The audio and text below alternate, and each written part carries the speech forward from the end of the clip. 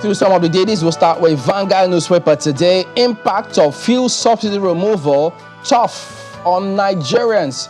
Guess who's saying this? Tinubu. That's the name I see here. And so says parents, guardians, students experiencing discomfort, insists future is bright. Subsidy removal, naira scarcity, others heightening panic, hardship.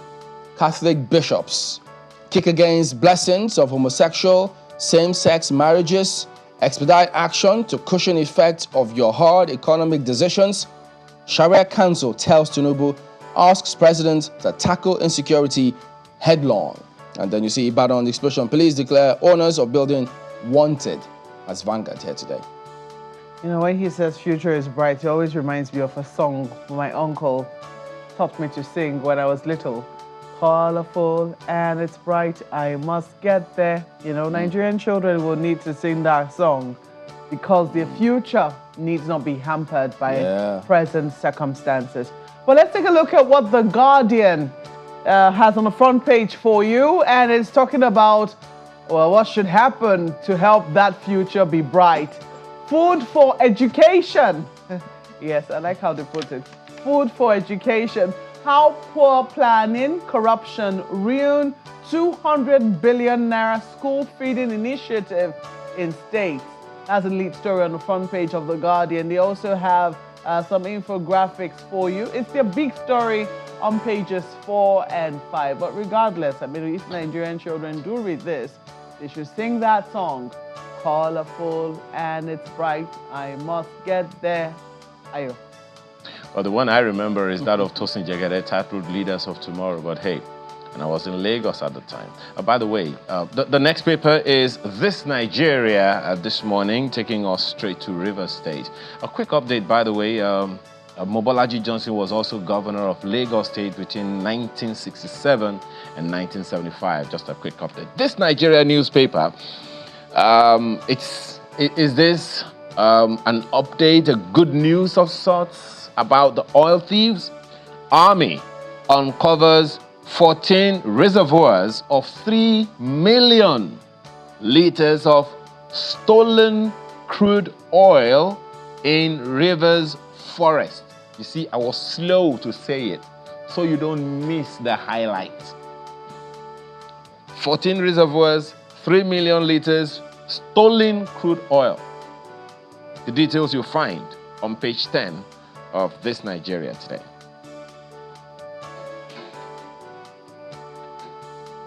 Look at Business Day here today.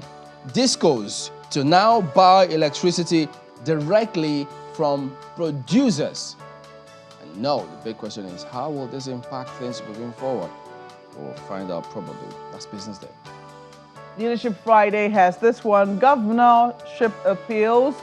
It's Judgment Day for Sule Fubara Oborewori. Well, that story is right on the front page. The judges don't have a problem with the name. Pronouncing the name right. Well, names from the Niger Delta can be, especially from Delta State. And I usually pride myself on, you know, having lived there for many years, you know, being able to pronounce names from there. But this one has actually given me quite a bit of a challenge. I think when we eventually get to see the governor, we'll ask him, how exactly is your name pronounced? That's a lead story on the front page of Leadership Friday, Governorship Appeals, Judgment Day for Sule Fubara and Oborewori. Supreme Court decides 13 cases from 6 states, including Ogun, Taraba, on easy calm in Nasarawa, Rivers, Delta, Gombe. That is also right there on the front page. Just leave it there for Leadership Friday.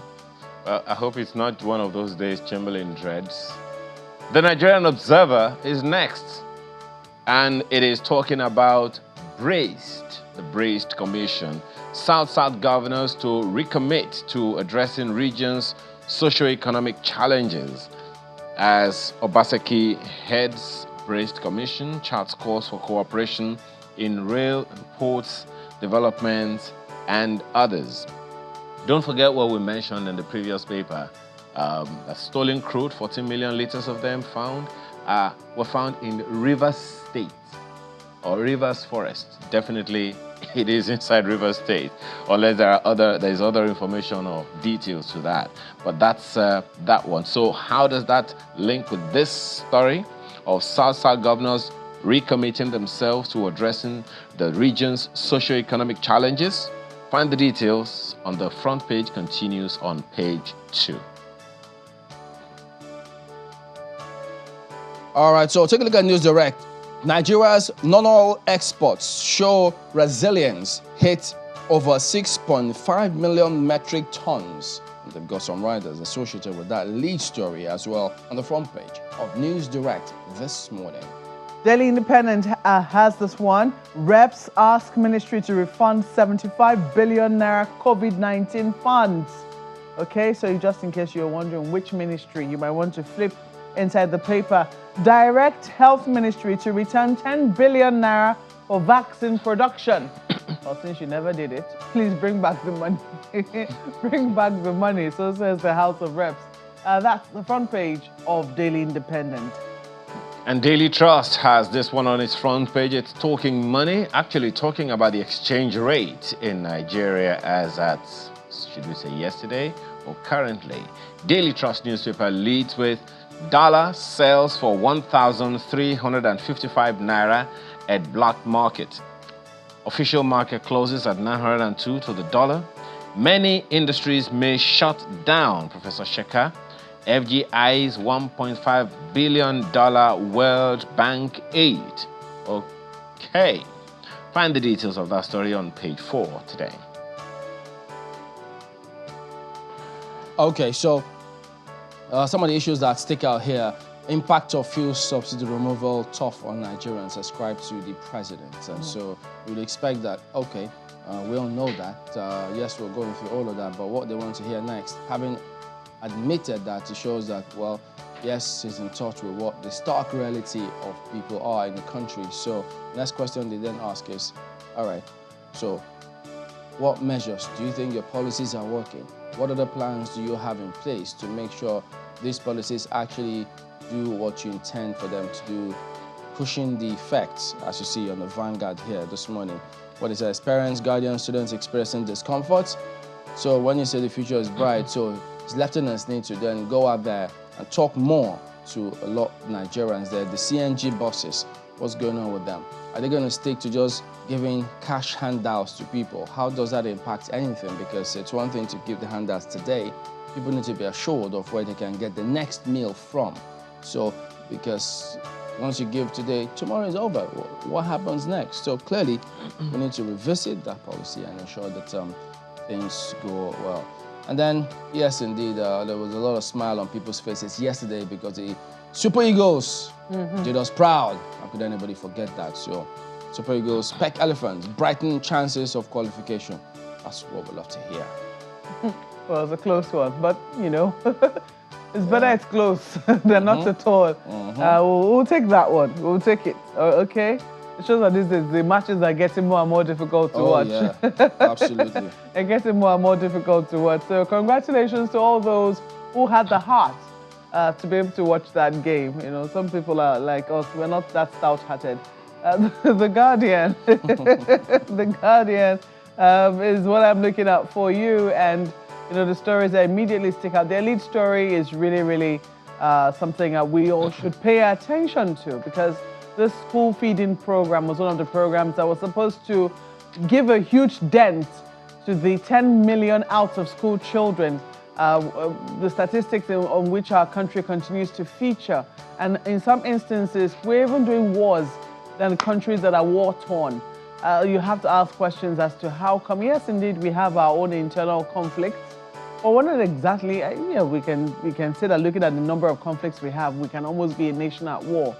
But we know that we're not exactly at war, at least not with any other country. We can travel to many parts of this country unhindered, yes, maybe with taking security caution and precautions.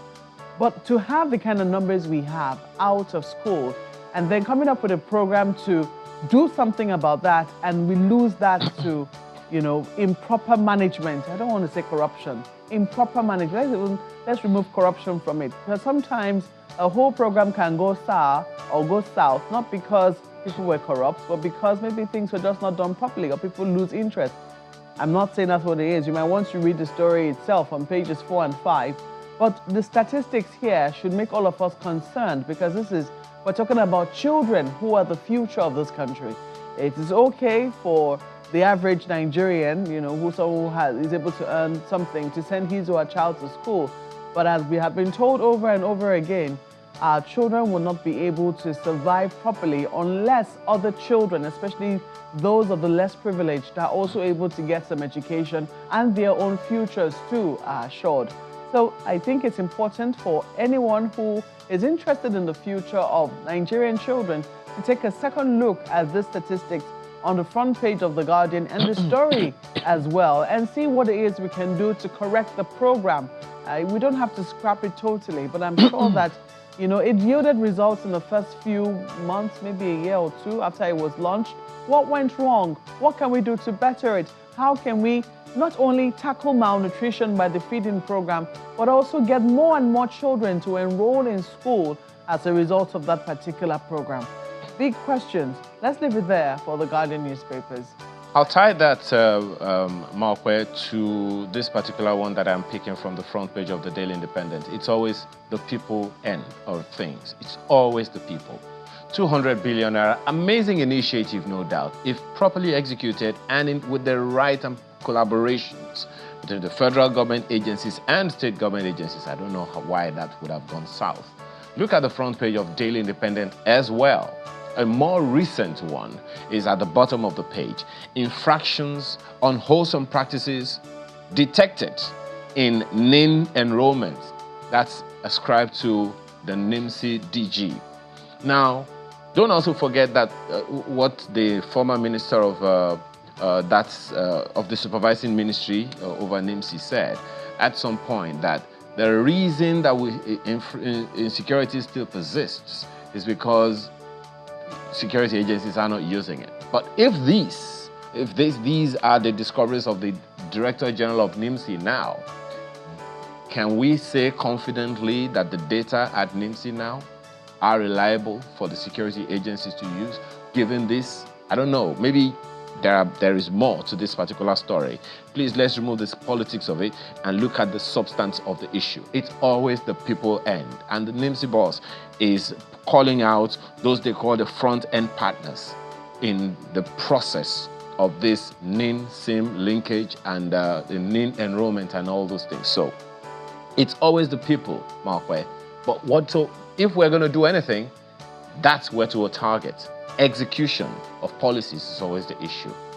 It's always the people end. What do we do about the people end? Then we solve a good quantum of the problems. Chamberlain. So that wraps it up with a look at some of the dailies here this morning, but we will be back as we take you through what is going on in the courts. First, we'll kick off with what's happening with the former CBN governor who is in court at the moment, and then we'll also take you through the Supreme Court decisions. What should people expect? All of that coming up after this break.